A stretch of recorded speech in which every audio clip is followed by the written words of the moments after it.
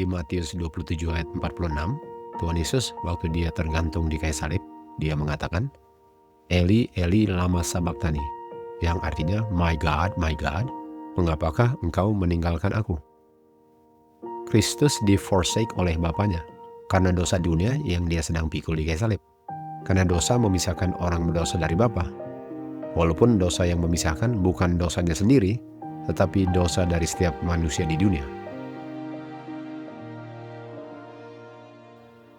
Di buku The Desire of Ages dikatakan, kepada Kristus sebagai pengganti dan jaminan kepastian kita, diletakkan kejahatan kita semua. Sehingga dia diperhitungkan sebagai pelanggar, agar dia dapat menebus kita dari penghukuman hukum. Kesalahan setiap keturunan Adam menekan hatinya. Murka Bapanya terhadap dosa, pengungkapan yang sangat mengerikan dari ketidakpuasan terhadap dosa, memenuhi jiwa anak Bapa dengan penuh kekhawatiran. Sepanjang hidupnya, Kristus telah memberitakan kepada dunia yang jatuh kabar tentang belas kasihan dan pengampunan Bapa. Keselamatan bagi orang berdosa adalah temanya. Namun, sekarang dengan beban rasa bersalah yang sangat mengerikan yang ditanggungnya, dia tidak bisa melihat wajah Bapanya yang mempersatukan atau mendamaikan. Penarikan wajah Bapanya dari anaknya pada saat penderitaan tertinggi ini menusuk hatinya dengan rasa sakit yang tidak pernah sepenuhnya dipahami oleh manusia. Begitu besarnya penderitaan ini, sehingga rasa sakit fisik hampir tidak dirasakannya. Kita bisa mengerti mengapa Bapa memisahkan dirinya dari anaknya yang dia sangat kasihi. Karena dosa-dosa kita yang pada saat itu dipikul oleh anaknya. Setan dengan godaannya yang ganas memeras hati Tuhan Yesus. Saat itu, Tuhan Yesus tidak dapat melihat melalui pintu gerbang kubur. Dia tidak bisa melihat dirinya keluar dari lubang kubur yang sedang menantikannya. Pengharapan tidak mempersembahkan kepadanya munculnya dia dari kubur sebagai orang pemenang, atau memberitahukan kepadanya tentang penerimaan Bapa atas dirinya sebagai korban kematian manusia berdosa. Karena begitu kejinya dosa yang dipikulnya dan betapa kejinya dosa itu di hadapan Bapa.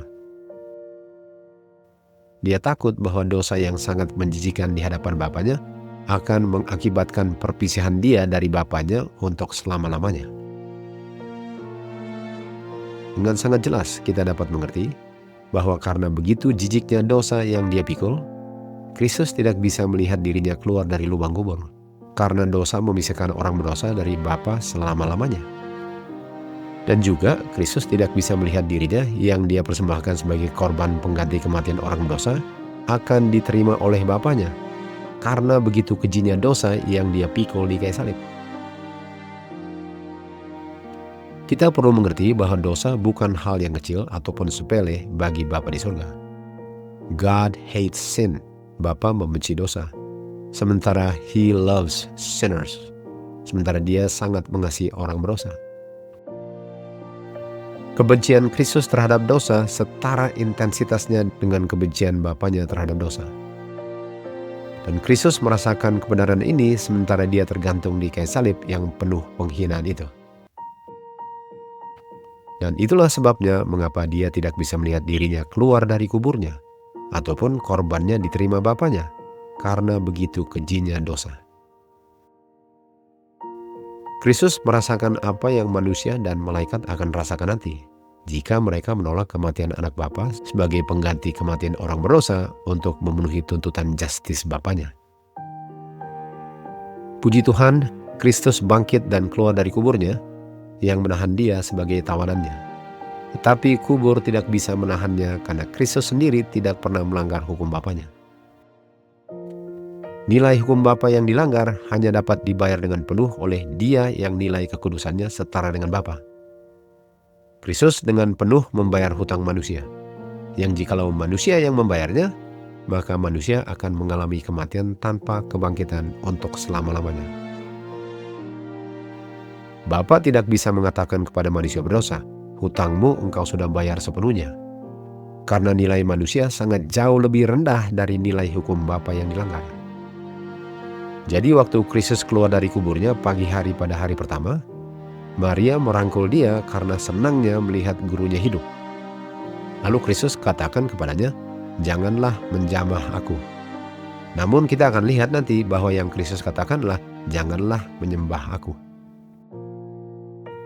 Pertanyaannya, apa alasannya Kristus katakan hal itu kepada Maria? Lalu Kristus lanjut, "Karena aku belum naik ke Bapakku." Tentu saja Bapa di surga. Jadi pertanyaannya, apa hubungan antara jangan menyembah aku dengan aku belum naik ke Bapakku di surga?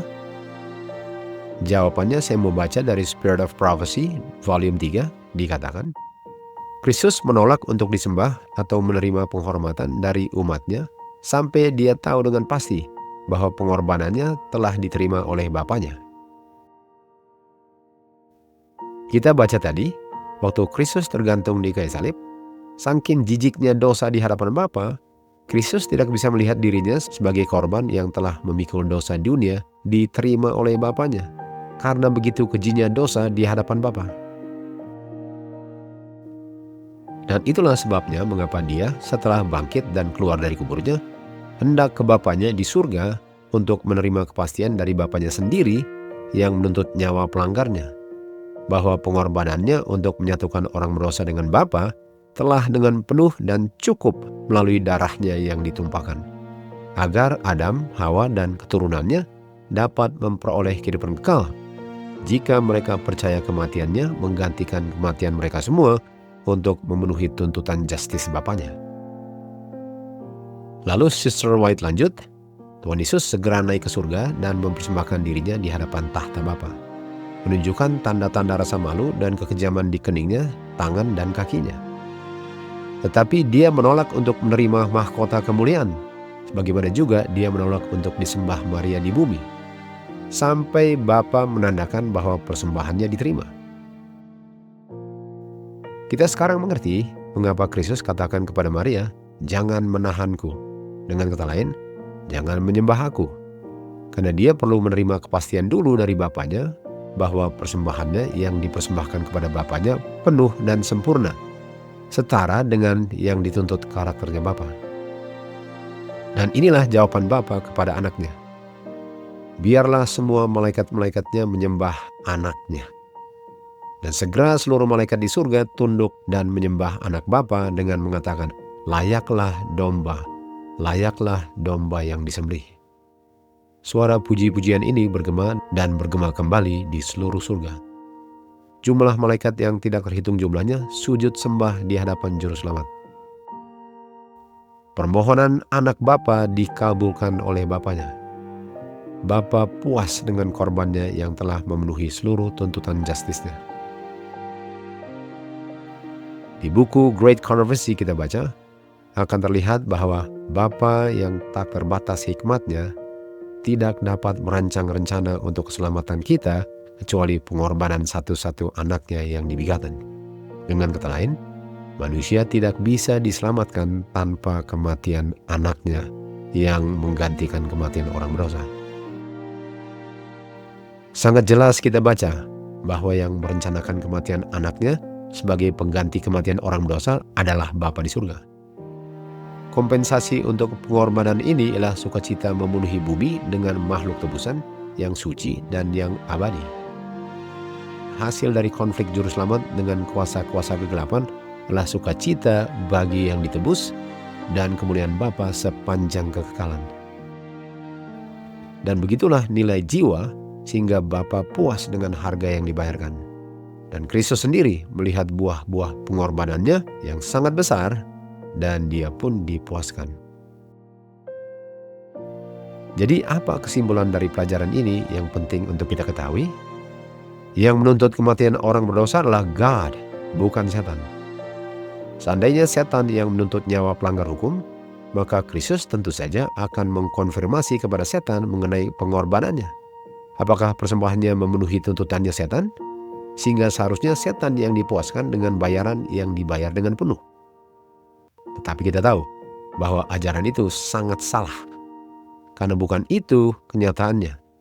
Karena setelah Kristus bangkit dari kuburnya, dia langsung ke Bapanya di surga untuk mendapatkan kepastian dari Bapanya. dan pengorbanannya diterima Bapa, bukan Bapa pembohong.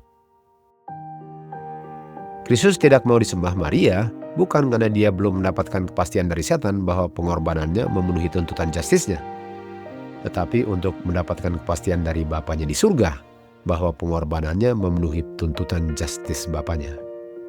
Dan Bapa sendirilah yang mengatakan bahwa Bapa puas dengan korbannya. Jadi sangat jelas bahwa kematian orang berdosa adalah untuk memenuhi tuntutan justis Bapa di surga. Dan anaknya lah yang memenuhi tuntutannya dengan sempurna. Dan Bapa lah yang mengatakan, aku dipuaskan dengan korban anakku yang memenuhi dengan sempurna tuntutan justisku. Pertanyaannya sekarang ialah, bukan apakah Alkitab dan Roh Nubuat jelas mengajarkan bahwa yang menuntut nyawa pelanggar hukum Bapa adalah Bapa? Karena itu sudah sangat jelas. Pertanyaannya, khususnya kita yang mengaku sebagai orang Advent, apakah kita masih percaya the testimonies? Testimonies adalah kesaksian Roh Kristus di dalam seorang prophet mengenai kebenaran surgawi yang dibutuhkan gerejanya khususnya pada akhir zaman ini. To the law and to the testimony, if they speak not according to this word, because there is no light in them. To God be the glory.